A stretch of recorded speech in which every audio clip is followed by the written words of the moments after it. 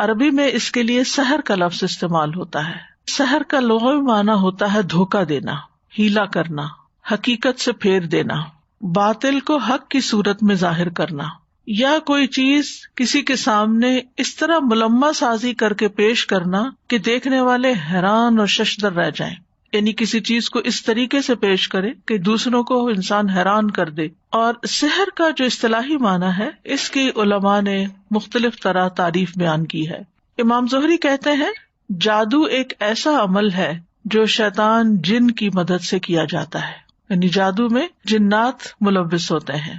امام راضی کہتے ہیں کہ جادو کا تعلق ہر اس کام کے ساتھ ہوتا ہے جس کا سبب پوشیدہ ہو، جس کی کاز جو ہے وہ چھپی ہوئی ہو اور اس میں دھوکہ دہی نمایاں ہو. لیث رحمہ اللہ کہتے ہیں جادو اس عمل کا نام ہے جس میں پہلے شیطان سے قرب حاصل کیا جاتا ہے، یعنی شیطان کو خوش کیا جاتا ہے، اور پھر اس سے مدد لی جاتی ہے، یعنی اس سے کام لیا جاتا ہے، اس سے کچھ کام کروائے جاتے ہیں جادو کے سلسلے میں. اور یہ قرب کیسے حاصل ہوتا ہے؟ قبیح گناہ کر کے، برے برے گناہ کر کے. کبھی یہ بول کر کیے جاتے ہیں جیسے شرکیہ الفاظ والے دم، کبھی شیطان کی تعریف کے کلمات ہوتے ہیں جس سے وہ خوش ہوتا ہے.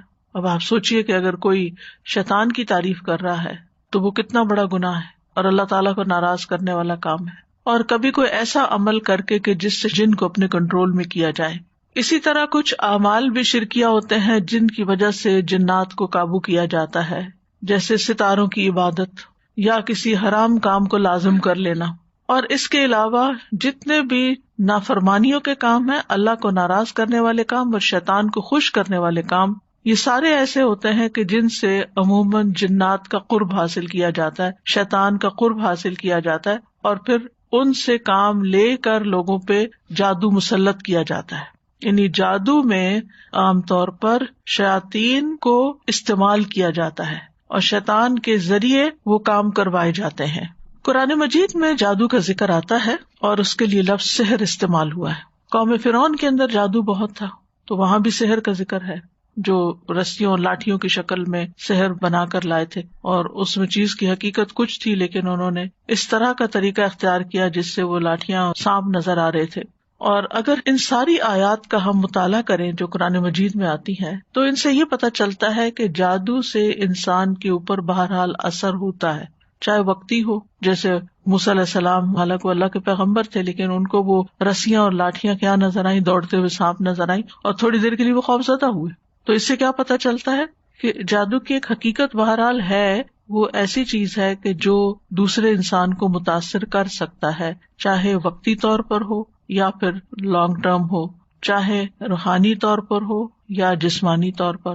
اس سے دوسروں کو خوفزدہ بھی کیا جا سکتا ہے، پریشان کیا جا سکتا ہے، میاں بیوی کے درمیان محبت یا نفرت پیدا کی جا سکتی ہے. لیکن ہوتا یہ سب کچھ اللہ کے اذن سے ہے. جیسے باقی چیزیں اللہ کے اذن سے اثر کر جاتی ہیں، مثلاً آپ کسی کو ایک تھپڑ لگاتے ہیں تو اس کو چوٹ لگتی ہے تو اس کو درد ہوتا ہے، تو اسی طرح بعض الفاظ جو ہیں وہ ہرٹ کرتے ہیں. عام طور پر بھی جب کوئی کسی کو گالی دے یا کوئی برا بھلا کہے یا تانا دے یا کوئی کسی کا مذاق اڑائے تو اس کے اثرات سامنے والے شخص پر آتے ہیں.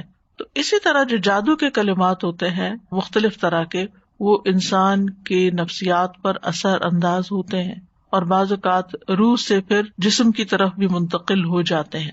بعض لوگ اس کا انکار کرتے ہیں، یعنی جادو کے اثرات کا انکار کرتے ہیں، حالانکہ اس کے وجود اور تاثیر کی تائید قرآن مجید سے ہوتی ہے. اور یہ یاد رکھیے کہ اسلام جادو کے عملیات کروانے کو سختی سے منع کرتا ہے، یعنی قرآن و سنت میں اس کی ممانعت آئی ہے اور ایسا کچھ کام کرنے کو کفر قرار دیا گیا ہے، یعنی جادو کو کفر قرار دیا گیا ہے، کبیرہ گناہ قرار دیا گیا ہے. اس لیے کوئی بھی ایسا عمل نہیں کرنا چاہیے جو جادو کی نوعیت سے ہو، کیونکہ وہ ایک کفری عمل ہوگا، کبیرہ گناہ ہوگا، اس پر پکڑ ہوگی. تو آج اس سلسلے میں جس آیت کو ہم نے منتخب کیا ہے جس میں ان باتوں کی مزید وضاحت ہوتی ہے وہ سورۃ البقرہ کی آیت نمبر 102 ہے. ارشاد باری تعالیٰ ہے، اور انہوں نے پیروی کی اس کی جو سلیمان علیہ السلام کی سلطنت میں شیاطین پڑھا کرتے تھے، اور سلیمان نے کفر نہیں کیا بلکہ شیطانوں نے ہی کفر کیا، وہ لوگوں کو جادو سکھاتے تھے. اور اس کے پیچھے لگ گئے جو بابل میں 2 فرشتوں ہاروت اور ماروت پر اتارا گیا تھا. اور وہ دونوں کسی کو کچھ نہیں سکھاتے تھے جب تک یہ نہ کہہ دیتے کہ ہم تو صرف آزمائش ہے، پس تم کفر نہ کرو، یعنی جادو سیکھ کر۔ پھر بھی لوگ ان دونوں سے وہ سیکھتے جس سے مرد اور اس کی بیوی میں جدائی ڈال دیں، اور وہ اللہ کے حکم کے سوا اس سے کسی کو کچھ بھی نقصان نہیں دے سکتے تھے، اور وہ سیکھتے تھے جو ان کو نقصان پہنچاتا تھا اور فائدہ نہ دیتا تھا، اور یقیناً وہ جانتے تھے کہ جس نے اس کو خریدا اس کا آخرت میں کچھ حصہ نہیں بنتا، اور البتہ کتنا برا تھا جس کے بدلے انہوں نے اپنی جانوں کو بیچ ڈالا، کاش وہ جانتے ہوتے۔